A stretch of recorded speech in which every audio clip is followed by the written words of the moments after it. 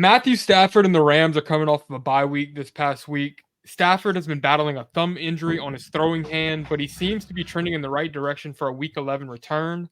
I think that as long as Stafford is healthy, then Kupp and Puka will remain top 12 receiving options going forward, and I would be looking to buy both these guys coming off of a couple of down weeks.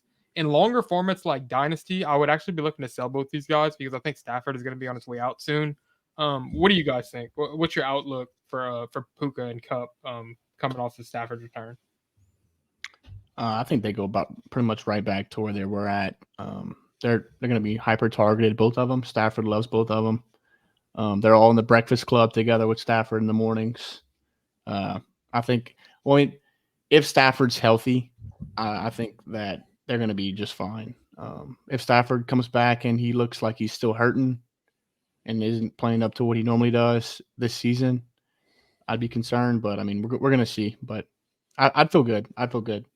Like you're saying, like they're bona fide top 12 options, like no doubt. I'm not going to say top 12. I think Kupp is going to be top 12. I think Puka is right on the edge, probably somewhere in like the 12 to 15 range, probably. Okay. I have to take a look. I don't know their schedule, but I mean, just if they have like an average schedule, then I would say.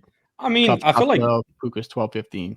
I mean, hasn't Puka outperformed Kupp whenever he's played with Stafford though? Like, yeah, but I mean, it's just Stafford Kupp, bro. They just. I know, but I almost feel like I feel like that's not going to continue. I think Puka's going to still be a dog, but I mean, Stafford is potentially. If you're picking one, you're saying you rather have Kupp.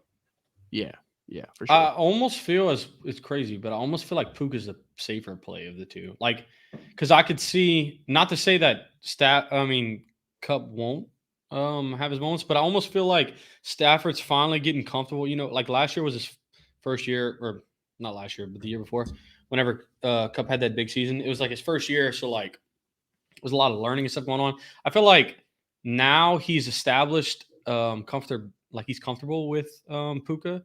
So I would say that to me, it's almost like, all right, if you're going to take away Kupp, we'll pound Puka because I have no problem doing that. Not to say that I would take Puka in every game, but if I had to pick one as a safer play, I'd say it's Puka. I still think that Kupp in any given moment can have 30-point games like nobody else in the league. I think they're both 30-point.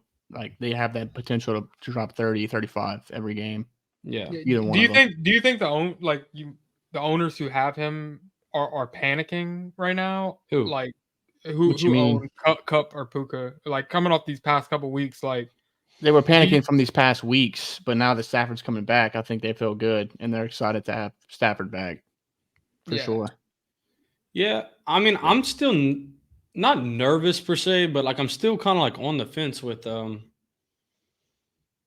Kupp. With Kupp. Yeah, it's weird to say that because like I feel like I shouldn't be. But I don't understand that at all. But that's just I just haven't seen. I don't know. I feel like that's what I'm saying. I feel like I almost lean Puka safe. It seems like if I could pick one to start this week, I'd pick Puka. Yeah, I mean, okay. I took Kupp at the 103 in a couple of leagues this year, so that's how I feel about Kupp. I think that he's a cheat code to fantasy whenever he's healthy. Him and Stafford are healthy. We said though, we haven't seen it consistently, in a while. We haven't really seen it from Kupp much. Well, I mean, his first two games that he came back with Stafford, he went over 20 fantasy points. Yeah, but Puka also performed well in both of those games. Well, yeah, but it's not to say that they both can't be elite at the same time. No, I'm saying like this is kind of this is my logic into why I almost feel safer with Puka week in and week out. Not to say that Kupp won't outperform him, but yeah, I think Puka is still a great play. But if I had to put my money on somebody, I'm putting it on the Triple Crown winner. Would you trade Mike Evans? Like, would you rather those two guys over Mike Evans? With Stafford, yes. And you'd rather both of those guys over like Brandon Ayuk? I'd rather Kupp over Ayuk. Puka, I'd probably take Ayuk over Puka. I might take them both over with Kupp with Stafford. Yeah. Okay. I like Kupp. I think Kupp's top 12 easy. He's going to be right back up to top I think he'd be top 5, bro. I mean, he's with Stafford in, bro. Stafford and Kupp have a connection pretty much like nobody else in the league. So, I mean, I think Kupp's going to be really good. Puka as well. Yeah. Matthew or I want to switch over now. I want to talk about another player on the Rams offense, and that's Kyren Williams. He's expected to return from IR, not this next week, but in week 12. So one more week till we get Kyren Williams back. What do you guys think is going to happen to this backfield whenever he returns? Do you think it's going to keep getting these like 20, 25, 30 touch per game like he's been getting some of these times, or do you think this is going to slow down? Do you think that you want to trade him, or do you think you somebody who you'd be looking to buy?